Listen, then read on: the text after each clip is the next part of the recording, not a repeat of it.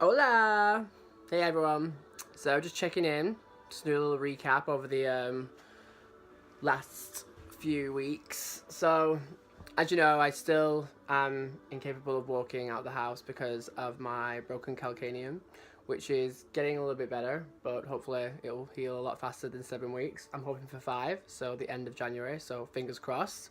It's been 3 weeks since I was up north to see my family, where the happenings of Christmas took place. Sadly, no one's reached out, nor have I reached out to them, even with my foot injury. But no one died, so it doesn't really need anyone to reach out. But would have been nice, a little bit deep down inside. Kind of hurt a little bit in the heart. My work was great with me working from home. Obviously, I've had to produce the letters and the details, and because my work is a American company, I think I gave them way too much information. Like I sent them a scan of my calcaneum, but do you know, in England, I think you're so your anxiety with work and proving the fact that you are ill or have to be off or have to work from home, as it's like literally drilled in your brain, thinking like, right, I need proof, right, I need to send it, I need to send everything.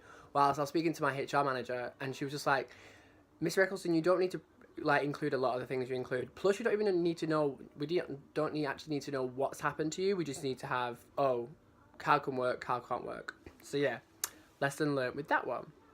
As I am housebound, I have had a few visitors. One in particular was yesterday, where Paul, I would class one of my really close friends now, who we've known each other for years, but we've never really hung out. But we have hung out a lot more now because he lives with Benito, my best friend. So we had a conversation yesterday, and it was mainly hashing over the family thing because I'd not really spoken to him since I got back because I went up north, he went up north, then we all came back together, and then this happened with my foot. Do you like it? It's like I'm just waiting for my hoverboard to be coming through the post so I can get on it and like do little scenes from Back to the Future Part 2 because everyone wanted that Mattel hoverboard, didn't we? You know you did.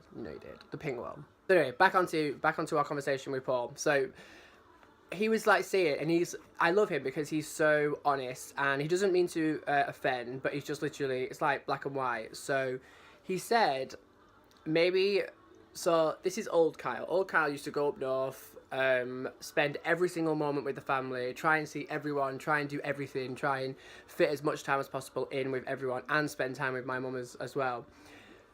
I think with the guidance of Paul, he just said you just need to literally go there and come out, like literally breeze in, breeze out, and then you'll be a lot better for it. Like because you seemingly are putting so much effort into it, and then when you aren't getting anything back, your disappointment is a lot higher because your expectations are so high.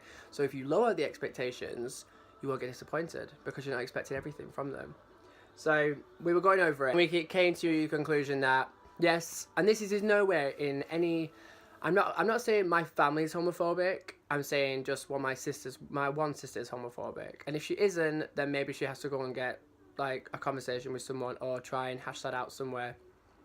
But I'm not letting my elder sister get in the way of my relationship with my mum. So I'm obviously just going to let the dust settle. It's only been 3 weeks. And yeah, I miss my mum every single day. Like, no crying in this video because... No crying. Positive, upbeat. But yeah, I miss my mum terribly, and I know it probably kills her as well. And it's just a sucky situation. So I will reach out soon enough, just to my mum. But I'm just gonna, like Paul mentioned, and I knew this myself, but I just like to have someone say it out loud as well. You just need to focus on your relationship with your mum, Kyle, because she's the one who accepted you from the beginning. She's the one who's nurtured you. She's the one who's protected you. She's the one who's gone through hell and back with losing my dad, tackling breast cancer, having a gay son, having her business ripped off from her, and then she's starting again. Like, she's had so much happen to her, and she still is the most upbeat, positive, lovely, beautiful woman that I know, as well as my grandma. But yeah, my mum's been through the mill, and doesn't even act like, she doesn't even portray that she's been through it. She just is the kind of upbeat person, positive, probably doesn't appreciate the fact that her son is a natural depressive or suicidal tendencies or anything like that. But I mean, who said having kids was easy?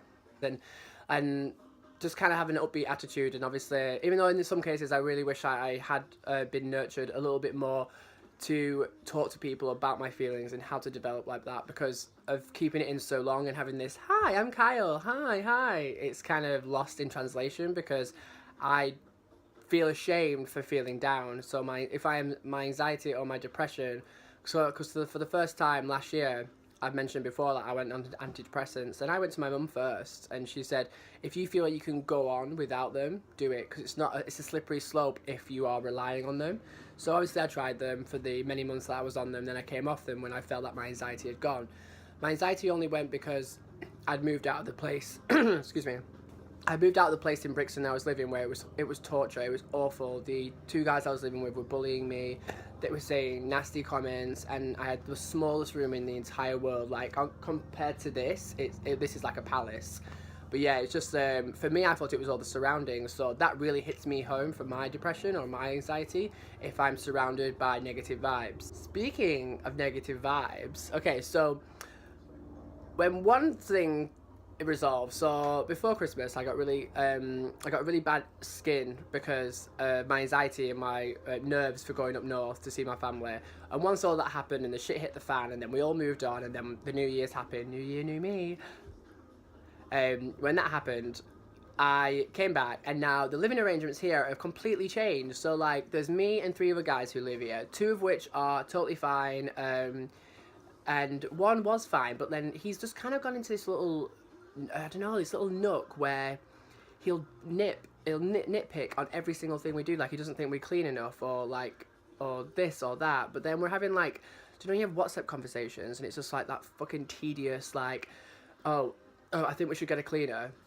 I'm like, no. So like, me and one of the other guys who lives here, we're like, no, we don't need a cleaner. We're grown adults. We're 25 plus. We don't need a cleaner. We can clean up after ourselves if you're tidy. Excuse me, I've got hiccups today.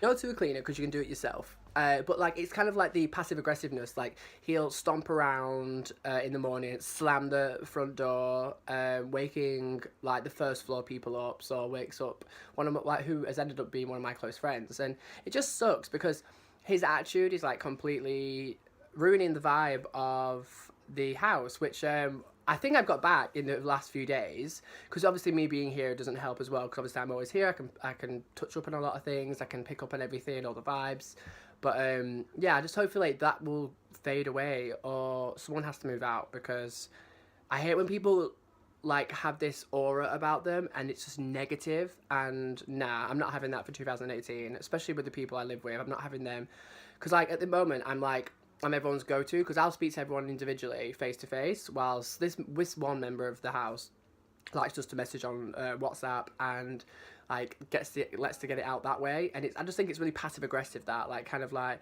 a little, oh, well, this has to happen, so, yeah, it's so tedious as well, because I do not want conversations like this. I want a nice, fun atmosphere, and yeah, I want it back to better than how it was, because obviously if it was back to normal, it would go down to the slippery slope again, so something better. So fingers crossed that gets resolved soon. On the boy front, I am not giving anything away, but obviously I am dating someone, and I'm happy, so that's all you need to know. Mwah. So yeah, I just wanted to go back to the Homophobia at Christmas YouTube video. Thanks for everyone who actually reached out on Twitter to me, like people who've directed messaged me, or actually just done it on my tweets themselves for the world to see. Very brave. Yeah, thanks for getting in touch, and obviously here for anyone who needs to chat or needs to speak to someone. Obviously I provided the links in other videos that you can reach out to other people if need be. But yeah, thanks for the compliments and everything with it. It was really, really inspiring, and it's nice to hear everyone's stories as well. So it's nice to see it. But it's not nice to see, but it's actually comforting to see that people do go through the same things. And yeah, I had a very warm response to it. So yeah, thanks very much, everyone. Mwah. I love you loads. And remember, stay proud. Yeah, so obviously, again, if you like this video, press like. And if you want to subscribe, click the subscribe button here. Have a great rest of January, guys. I'm sure I'll hit you up with more videos soon. So yeah, love you. Mwah. Take care of yourself.